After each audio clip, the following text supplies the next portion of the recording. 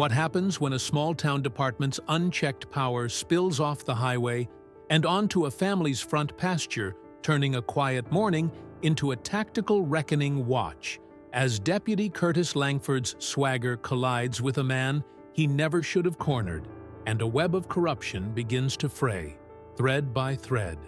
Comment where you're watching from, so everyone can join in and enjoy the story. Don't forget to like and subscribe if this pulls you in.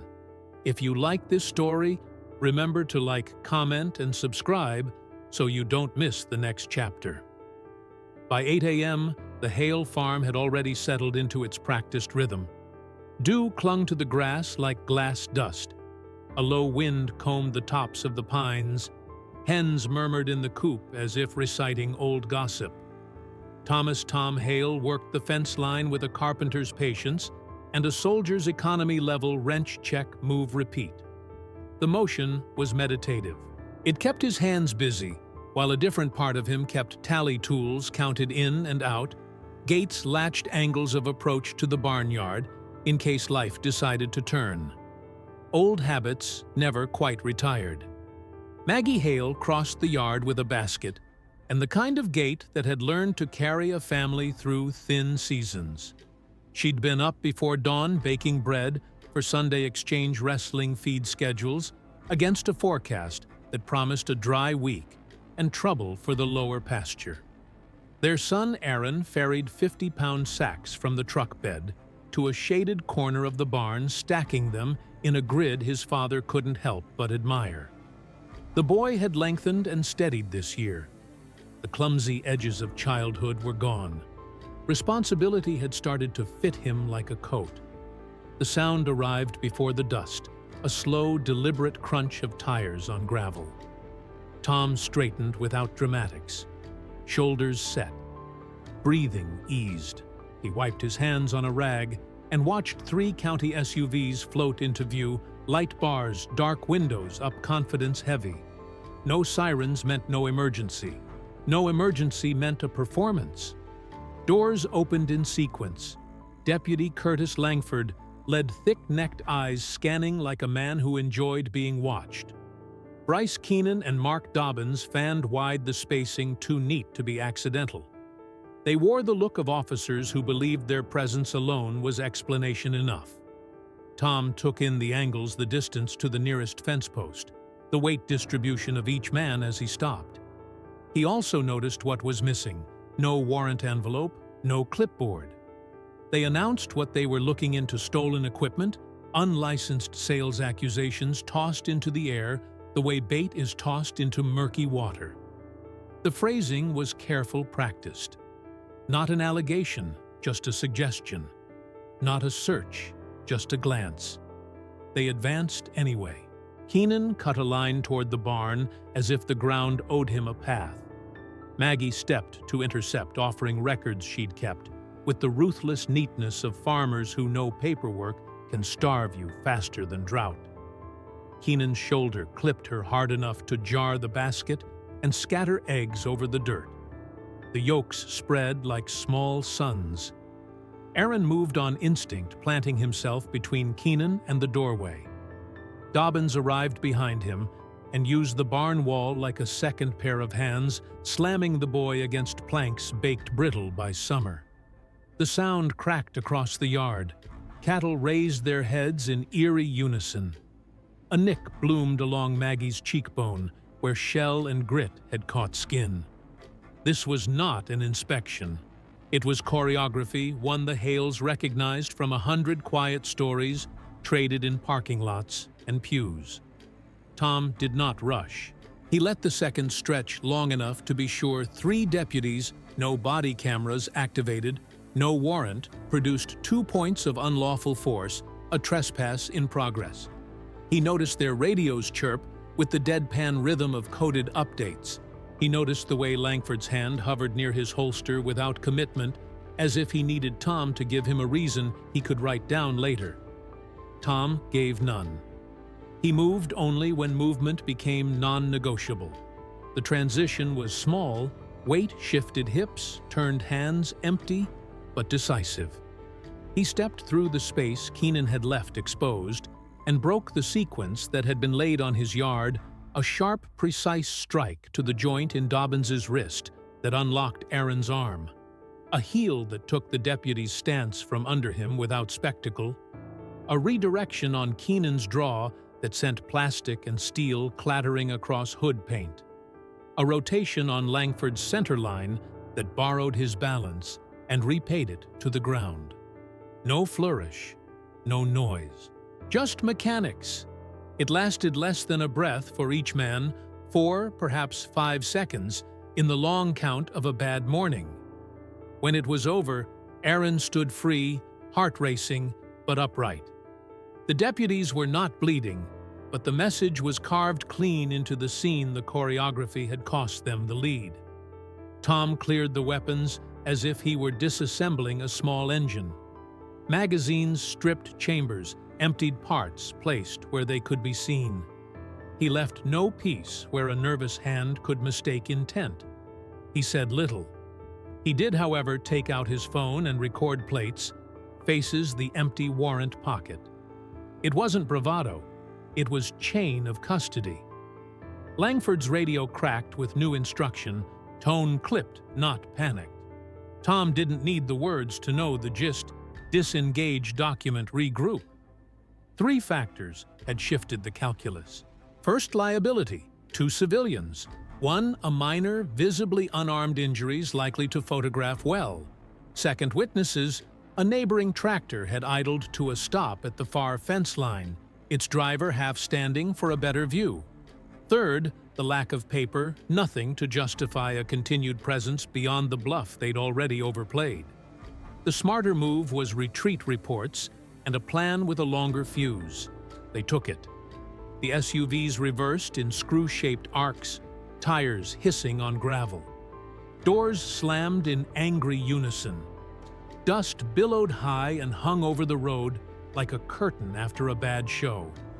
Within the minute, the yard was quiet again. Even the hens had gone still, heads twitching in the peculiar way birds keep their terror private. Maggie pressed a towel to her cheek. Aaron flexed his wrists, the ghost of cuffs still hot on the skin. Tom gathered shells and rubber bands and placed them in a small bucket fragments of the morning, each tagged in his mind with time and sequence. He photographed the cracked eggs, the scuff on the barn wall, the boot tread printed near the coop door. He uploaded video and stills to a cloud folder 3 states away, then mailed a copy to himself, to his sister in Savannah, and to a friend whose number he hadn't used in years. None of it was dramatic. It was all survival. Only then did he sit on the porch step, facing the road posture relaxed, to anyone who didn't know him, eyes trained on the bend where red clay met pines. The family finished chores with a new quiet. The day warmed as days always did, but the air held a metallic edge, now a taste like pennies under the tongue. The script they had refused to follow would not be abandoned. It would be rewritten elsewhere at a time the authors believed more convenient. Near noon, a convoy of thoughts assembled in Tom's head. The inventory he would take, the hardware he would buy, without announcing it to clerks who chatted too much. The calls he would place to people who never asked small talk. He thought of patterns, the kind that don't appear in a single incident, but in echoes across months and counties. He thought of the women at church who had lost parcels in the last year, of men who said little because saying more made trouble grow teeth. He thought of how easily a story could be buried if you let the first scene end with nothing but adrenaline. The fence line stood complete behind him, plumb as a plumb line. The eggs in the dirt had turned dull. The map of his land, every dip, every oak, every reach of shade, reassembled itself in his mind as something else, a perimeter, a promise, a line that did not move. As the afternoon stretched, he filled a notebook with notes and times, and a simple sentence underlined twice. We do not go looking for a fight. We build the record that ends one. When evening came, he checked the porch light, the barn locks, and the angle of the camera he had mounted years ago for foxes. He sat once more facing the road. Somewhere west beyond the tree line and the county offices, men were typing versions of the morning that made them heroes. That was fine. He had learned long ago that the first report rarely wins. The evidence does. By midweek, the Hale farm looked outwardly unchanged. Chores ran on time. Livestock moved through the same grazing rotations. The weather had turned warm enough for the lower pasture to dry, revealing fresh tracks from the weekend's patrol vehicles. Tom photographed those too, marking their depth and direction in a log that was starting to fill faster than he liked. The deputies had not returned in person. That absence was not mercy. It was a sign of recalculation. In small departments, sudden aggression without paper to back, it often meant internal justifications were being drafted. Elsewhere, reports, polished timelines adjusted a chain of command convinced. Retaliation was coming. It simply needed a narrative first. 2 days later, the first probe arrived in sound rather than sight. A pickup idled along the county road just after sunset engine held low brake lights, winking in a rhythm that had no traffic logic. The security camera on the front gate caught it drifting past, pausing long enough for the driver to light a cigarette, then moving on. Tom saved the footage to 3 separate locations. It was a small move, meant to read the temperature of the target, but small moves often signal bigger ones warming up. He began visiting the hardware store without waiting for a reason. Extra lengths of heavy chain, fresh locks for every gate, weatherproof wiring and motion sensors rated for the kind of storms that swept through in late summer. At the electronics shop in the county seat, he kept his explanations vague, paying cash for a set of trail cameras, high-lumen spotlights, and a civilian market drone with thermal capability. Aaron watched each trip from the porch, carrying boxes into the barn without asking questions. His father's tempo had shifted from maintenance to preparation, and he knew better than to dilute that focus with chatter. Maggie noticed too. Her way of matching it was quieter. She called a cousin in Savannah to confirm a safe place to send hard copies of their growing evidence pile, then started scanning every farm-related bill and receipt into organized folders. 3 nights after the roadside idling, the escalation came. It began with an engine, not the hesitant hum of a vehicle unsure whether to stop, but the hard, urgent growl of one pushed too fast on gravel. The sound cut across the pasture's darkness, closing the distance to the house in seconds. Before headlights reached the yard, 3 shots cracked in quick succession, each punctuated by the shattering of glass. Tom was already moving before the second shot. Years of room-clearing drills set his path, one arm sweeping Maggie toward the floor, the other snatching the emergency flashlight from the counter. Aaron's voice came from upstairs, sharp and startled, but he stayed put, the one directive Tom had drilled into him since he was 12. A 4th shot punched through the kitchen window, scattering glass into the sink and across the counter. The air turned sharp with the smell of spent powder. Then, as suddenly as it had begun, the sound receded, engine rising in pitch gravel, spitting from spinning tires, taillights swallowed by the bend in the road. Silence returned with a different weight. Tom stayed crouched until the last trace of the engine faded, then moved through the house in low sweeps, flashlight angling into corners, beam cutting across jagged holes in drywall and glass. He saw quickly that the shots had been aimed high, likely meant to frighten more than wound, but fear had never been their family's currency. Disruption was. At the fence line near the road, something caught the beam, a pale square pinned to the wood with a hunting knife. The note's letters were rough and deliberate. "This is our county. Learn your place." Tom took photos before removing it with gloved hands, sliding it into a plastic sleeve, then sealing that in a waterproof pouch. Evidence not message. Back inside, Maggie had already swept glass into neat piles, her movements steady in the way that comes from refusing to give panic its moment. Aaron had started a new folder on the laptop marked Threats, Direct. The note went in first. The next morning, Tom called a man he hadn't spoken to in over a year. Alan Price answered on the second ring, a voice that still carried the clipped cadence of military briefings. The update Tom gave him was stripped of emotion deputies on his land, without warrant physical contact with family, a nighttime shooting a written threat. Price didn't waste breath on disbelief. Within hours, Price called back. His voice had dropped half an octave. The pattern wasn't isolated. 3 other Black-owned farms in adjacent counties had been visited by law enforcement in the past month under similarly thin pretenses. Equipment seized, citations issued. In 2 cases, foreclosure proceedings had followed within weeks.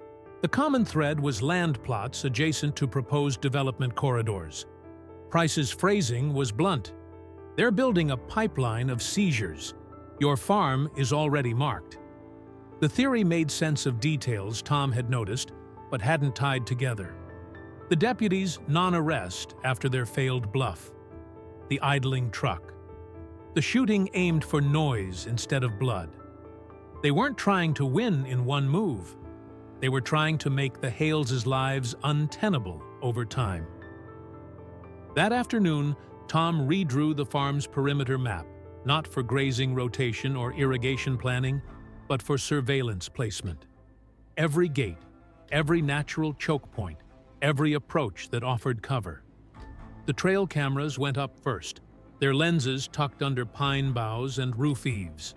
Motion sensors followed invisible until triggered.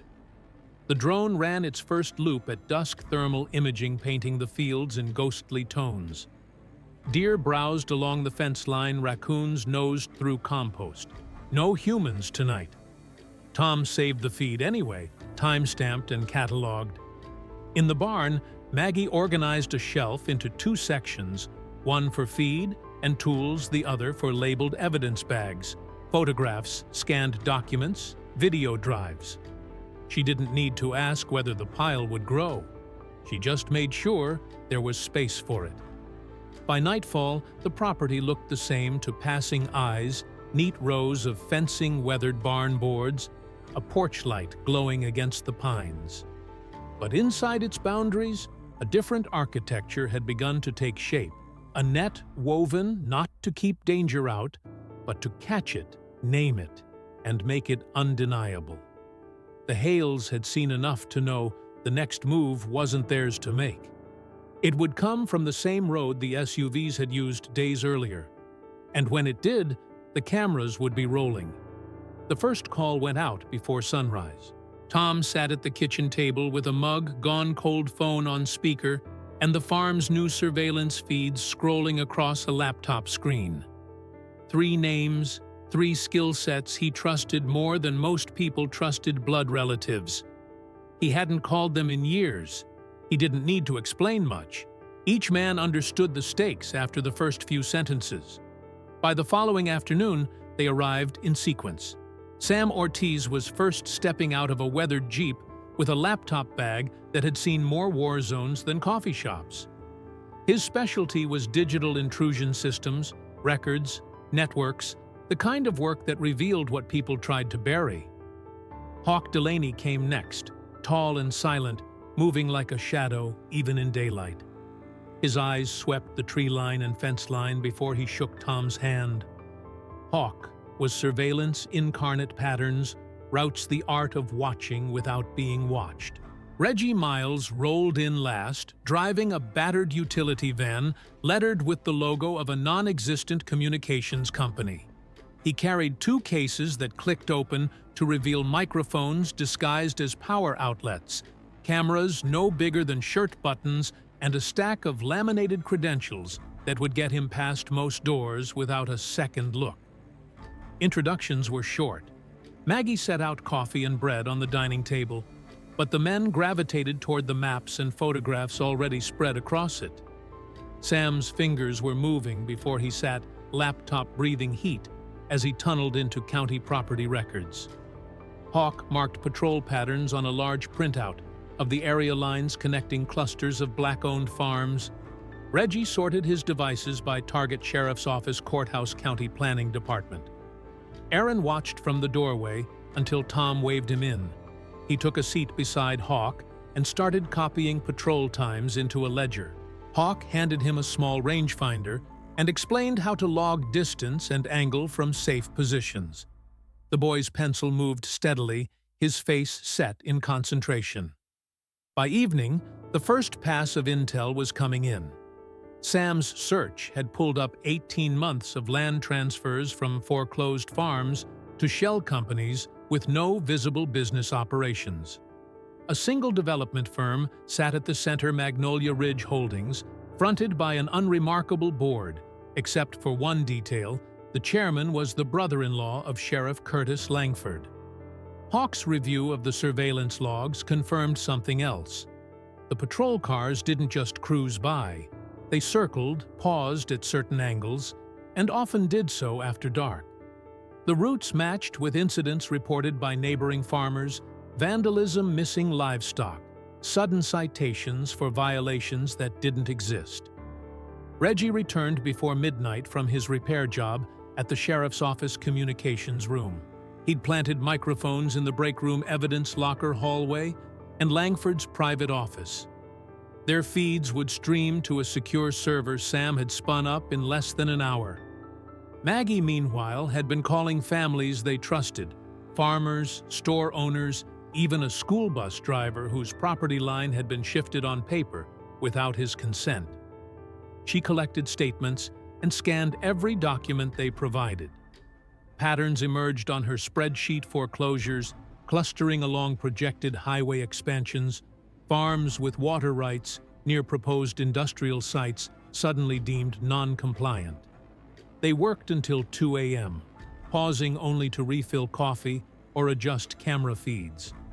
The table looked less like a kitchen surface and more like an operations center: maps, layered with colored pins, laptops casting blue light over faces deep in calculation. The first audio file from Reggie's bugs arrived as they were reviewing land records. Sam patched it through the speakers. Langford's voice was unmistakable, casual, as he discussed moving on a property the following week with the same deal as last time for the developer involved. Another voice asked about the Hale farm. Langford's answer was colder. Different approach. Break them slow. Make it hurt. No one in the room spoke until the file ended. Tom saved it to 3 encrypted drives, uploaded a copy to an off-site server, and slid one of the drives across to Maggie. She placed it in a small fireproof safe by the pantry without comment. The plan shifted. They were no longer just documenting harassment. They had an open admission of conspiracy. That meant timing mattered. The right moment to expose it could turn a county's narrative in an hour. Too early, and it would be buried under counterclaims and falsified reports. Too late, and the Hales' land could vanish into someone else's ledger.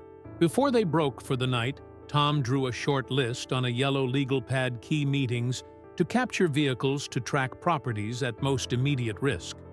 Hawk would shadow the deputies' evening patrols from a distance.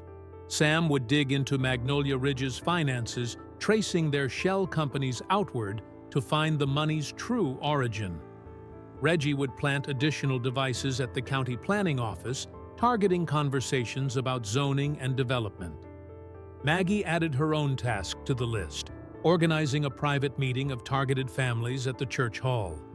No press, no flyers, just word passed quietly to those who needed to be there. When the table finally cleared, the farm was silent again, the drone making its steady loops above the pasture. From the porch, Tom watched its lights sweep across the dark, tracing arcs of quiet vigilance. Inside, 3 men who had once followed his orders in places far from here now followed them again without needing to be told why. The net was in place. Now they would wait for the kind of arrogance that made men like Langford believe they could speak freely. and when it came, the recorder would already be running. The meeting was scheduled for a Tuesday evening in the county courthouse annex, the kind of monthly gathering where zoning disputes and pothole complaints usually filled the air. That night, the seats were fuller than usual. A quiet ripple of recognition followed Tom Hale as he took a spot near the back, a black case under his arm. Maggie sat beside him, her notebook ready. Hawk had chosen a position near the exit. Sam and Reggie remained outside monitoring live feeds from both the courthouse security cameras and their own devices. The first 40 minutes passed in routine monotony, road repairs, budget shortfalls, a motion to repaint the water tower. Then the chairman opened the floor to public comment. Tom rose, walked forward, and placed a small USB drive on the podium's surface. He stated his name for the record and requested the council view a series of recordings relevant to ongoing law enforcement conduct in the county. The projector warmed with a faint hum. The first clip filled the screen. Deputy Bryce Keenan at Earl Johnson's farm, arriving without a warrant, shoving the 73-year-old farmer backward until he fell. The footage was clear enough to catch the dust puffing from Earl's jacket as he hit the ground. Gasps moved through the room. The next clips rolled in sequence patrol cars, making slow, repeated passes by targeted properties. Late-night meetings with unmarked trucks. Gates found open and livestock gone the next day. A time-stamped map appeared showing incidents clustering around black-owned farms along planned development corridors. No narration was needed. The pattern was visible in every pin and date. From the front table, Sheriff Curtis Langford's posture tightened. He stood objecting that the footage was unauthorized surveillance, but the chairman deferred, citing the public comment rules and the right to present evidence.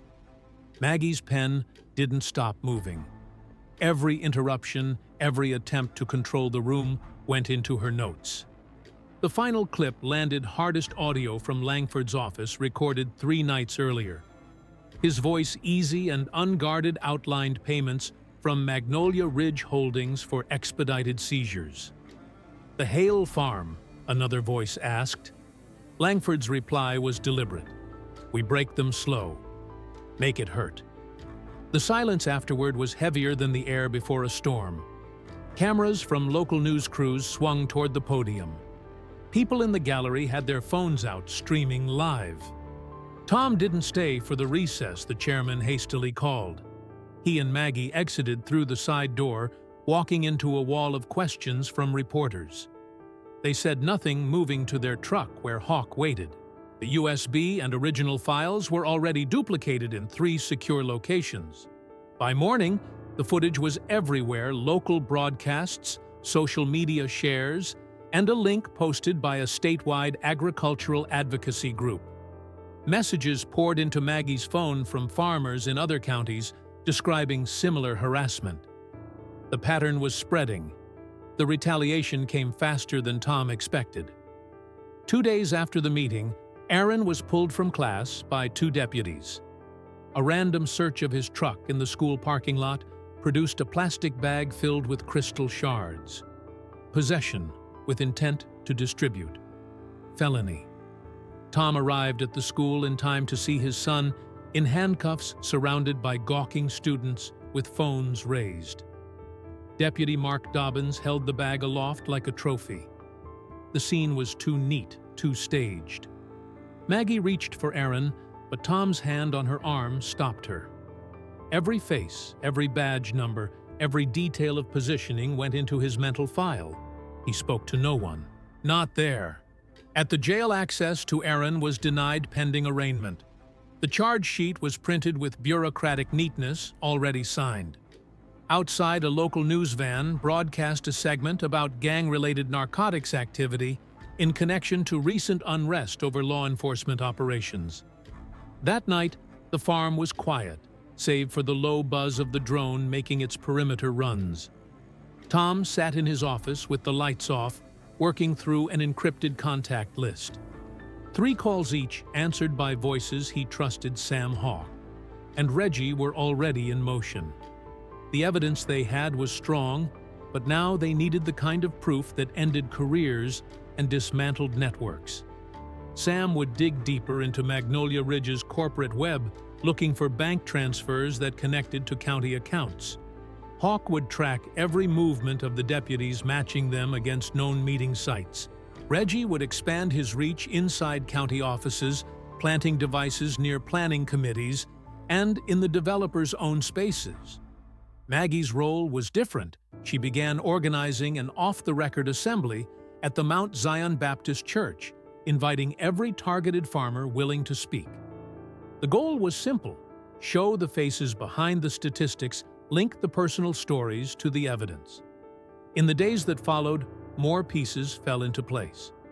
Sam traced property transfers to shell companies in other states. Hawk caught Langford's SUV meeting after hours with James Norwood, the CEO of Magnolia Ridge, at a closed warehouse on the outskirts of town. Reggie's bugs captured conversations about clearing out the last holdouts before the year's end and splitting bonuses after the Hales fold. By the time the church meeting came, they had more than enough to connect the sheriff's department, county officials, and the developers in a conspiracy to seize and flip farmland. All that remained was to capture a hand-to-hand exchange money for deeds with federal agents ready to move. The opportunity would come sooner than any of them expected. The abandoned warehouse sat quiet under a late afternoon haze. Windows clouded with grime let in thin shafts of light that turned airborne dust into drifting gold. Federal agents in plain clothes moved into position with the methodical silence of people who had done this many times before. Hawk monitored the perimeter from a roofline across the street, binoculars resting against a gloved hand. Sam sat in an unmarked van beside Reggie, watching multiple camera feeds stream in from devices hidden inside the building. Tom Hale crouched behind a stack of pallets, flak vest snug under a faded jacket. The warehouse floor had been seeded with cameras, tiny lenses recessed into screw heads, disguised in the joints of metal shelving. Every angle fed back to the FBI's secure servers, each recording time stamped and redundant. The convoy arrived with the punctual arrogance of people confident in their control. First came 3 county SUVs, their decals dulled by dust, but still unmistakable. Sheriff Curtis Langford stepped out of the lead vehicle, his stride relaxed, a man in his element. Deputies Keenan Dobbins and Bryce Carver followed, each carrying themselves with the loose readiness of armed men who assumed they would set the terms. Moments later, a black sedan pulled up. James Norwood, CEO of Magnolia Ridge Holdings, emerged in a tailored suit that looked out of place against the cracked asphalt. He carried a leather briefcase, its weight obvious in the way his arms stiffened. They met near a metal table placed under a skylight. Langford produced a large manila envelope. Norwood snapped open the case, revealing neat stacks of banded cash. Their words carried clearly through Reggie's hidden mics: property deeds for 7 farms, all cleared for transfer. Cash payments for expedited seizures. Bonuses for properties secured before the end of the quarter. When Norwood asked about the Hale farm, Langford's answer was the same one the bugs had caught before: break them slow. Make it hurt. The moment the briefcase touched Langford's hand, Agent Diana Martinez gave the signal. FBI on the ground. From every side, agents poured in. Hawk dropped from his perch to block the rear exit. Reggie's van cut off the main drive. Keenan reached for his weapon, but Sam's voice came cold over the loudspeaker. Don't. The deputies froze, hands going high. Zip ties snapped around wrists. Radios were stripped away, evidence bagged in methodical silence. Langford's face drained of color when he saw Tom step from behind the pallets. Their eyes met a locked exchange, heavy with the knowledge of every move that had led here. Tom said nothing. The evidence spoke loud enough. Outside news vans arrived on a tip Maggie had arranged through an advocacy contact in Atlanta. Cameras caught the sheriff's department leadership and the county's most connected developer being led away in chains. The briefcase cash, still neatly stacked, was carried out under evidence seal. Within hours, Aaron was released from county custody, all charges dropped. The same news cycle that had run footage of his arrest now replayed Langford's own words captured in perfect clarity, alongside the video of him being loaded into a federal transport van. The investigation widened in the weeks that followed, uncovering similar schemes in neighboring jurisdictions. Property seizures, falsified citations, intimidation campaigns, all feeding land to developers in exchange for cash and favors. The arrests in their county were only the start. On the Hale farm, rebuilding began before the case had even gone to court. Neighbors came with hammers, lumber, and livestock trailers. Earl Johnson's fencing went up first, then the burned sections of the Hales' own barn.